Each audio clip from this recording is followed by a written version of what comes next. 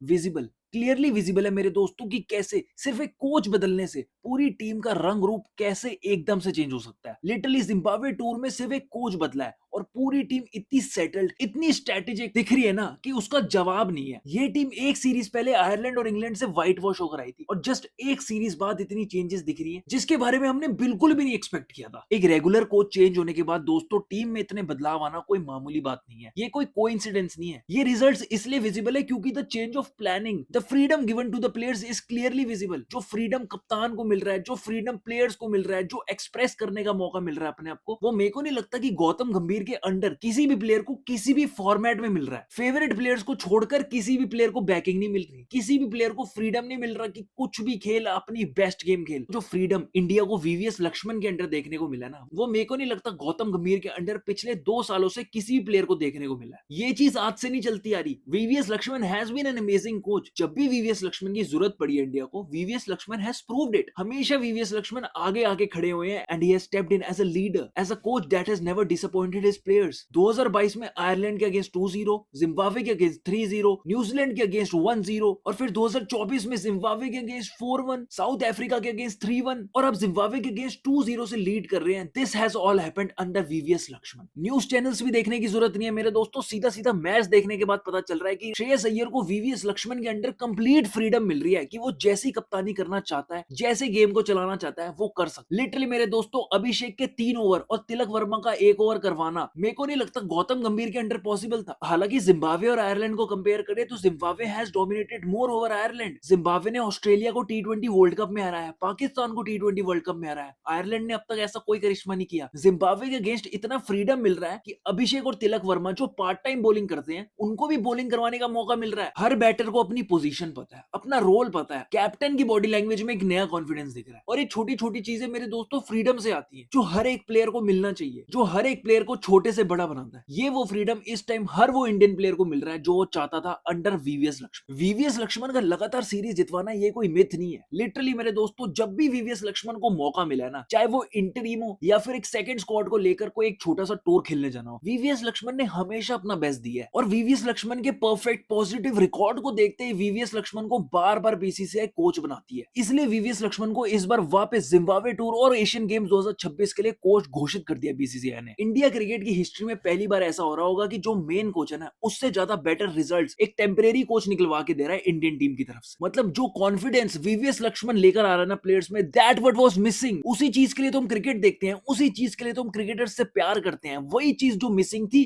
वो वीवीएस लक्ष्मण हमारे सामने ला रहा है प्लेयर्स के साथ। बहुत सारी स्पेकुलेशंस आ रही है कि वीवीएस लक्ष्मण को इस टूर के बाद, इस एशियन गेम्स के बाद इंडिया का परमानेंट टी20 हेड कोच बनाया जा सकता है। और अगर ऐसा हो जाता है ना, तो मेरे हिसाब से this will be the perfect decision. Gautam Gambhir के under we have just faced losses. ICC tournaments हम जीते हैं, पर प्रॉपरली गौतम गंभीर की वजह से ही जीते हैं, इस बात पे मैं बिल्कुल डिसएग्री करता हूं। गौतम गंभीर ने अपना इनपुट दिया, पर प्लेयर्स की अगर एग्जीक्यूशन प्लानिंग लैंड नहीं होती ना, तो मेरे को नहीं लगता कुछ भी ये जीत पाते हम। गौतम गंभीर के अंदर team has always been in a question कि क्या जीतेंगे या फिर हारेंगे, क्योंकि कुछ भी कंफर्म नहीं है। जिस लेवल की फेवरेटिज्म, जिस लेवल की परफॉर्मेंस गंभीर के अंदर देखने को मिल रही है, it's just like watching match. कोई एक्सपेक्ट नहीं कर सकता रिजल्ट क्या होगा। लक्ष्मण की टी20 सेटअप का परमानेंट कोच बनने के साथ साथ एक और भी बड़ी स्पेकुलेशन आ रही है, वो ये है कि रवि शास्त्री को बीसीसीआई का चीफ सिलेक्टर बना सकते हैं, क्योंकि अजीत अगरकर, ये निहायती बकवास बंदे का टेन्योर सितंबर 2026 में खत्म हो जाएगा। इस बंदे ने जितना अपना फेवरेटिज्म चलाना था, गंभीर के साथ टीम अप कर जितने भी अनडिजर्विंग प्लेयर्स को टीम में डालना था, उनको रेगुलर मौके देने थे, वो सब कुछ खत्म होने वाला है। अगर रवि शास्त्री मेरे दोस्तों बीसीसीआई के चीफ सिलेक्टर बन जाते हैं ना, इस टीम में बिल्कुल महासंगम, महाबाढ़ बूढ़ आ जाएगी। क्योंकि मेरे दोस्तों, गंभीर और शास्त्री की तो कभी बनी ही नहीं है और ना कभी बनेगी। गंभीर ने हमेशा विराट कोहली, रोहित शर्मा, इन सुपरस्टार प्लेयर्स को अपोज करा है। ना वो टीम में मोहम्मद शामी को जगह दे रहा, ना भुवनेश्वर कुमार को, ना सिराज को। मौके मिल रहे हैं प्रसिद्ध कृष्णा को, वॉशिंगटन सुंदर को, हर्षित राणा को। पर शास्त्री ने बिल्कुल उल्टा करा है, हमेशा विराट कोहली, रोहित शर्मा को सपोर्ट करा है। बॉलिंग अटैक में मोहम्मद सिराज, मोहम्मद शामी, भुवनेश्वर कुमार को सपोर्ट करा है। दोनों के ओपिनियंस मेरे दोस्तों बिल्कुल अलग है। और अगर शास्त्री चीफ सिलेक्टर बन गया ना, दोनों के ओपिनियंस क्लैश हो जाएंगे, मैच ही नहीं करेंगे मेरे दोस्तों, जिस वजह से महाभारत होने वाली है टीम सिलेक्शन को लेकर। हालांकि मेन स्क्वाड का सिलेक्शन तो शास्त्री के हाथ में रहेगा, जो इंडियन टीम को जगह जगह जाने के लिए सिलेक्ट करेगा। मजे की बात तो यह है कि रवि शास्त्री ने अभी अभी जस्ट अपनी 2027 वर्ल्ड कप स्क्वाड प्रिडिक्ट करी है, जिसमें विराट कोहली, रोहित शर्मा का तो नाम है ही, उसमें मोहम्मद सिराज, भुवनेश्वर कुमार और मोहम्मद शामी का भी नाम है। मतलब मतलब बहुत सिंपल है मेरे दोस्तों, अगर शास्त्री सिलेक्टर बन गया ना,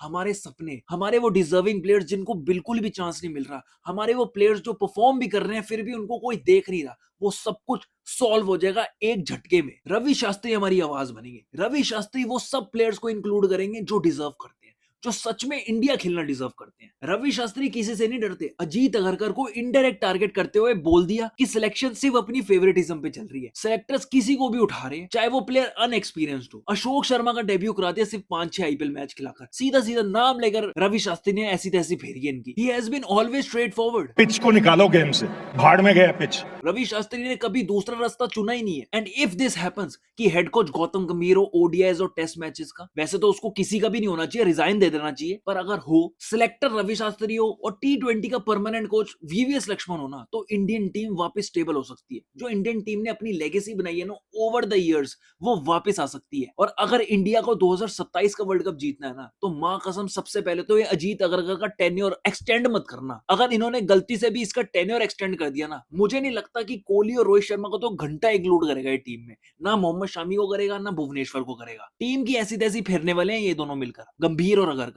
ये न्यूज अभी कंफर्म नहीं है, बस दुआ करो कि रवि शास्त्री सिलेक्टर बन जाए, तब अपनी टीम थोड़ी सी स्टेबल होगी। पूरी नहीं होगी क्योंकि गंभीर नहीं हटेगा तब तक।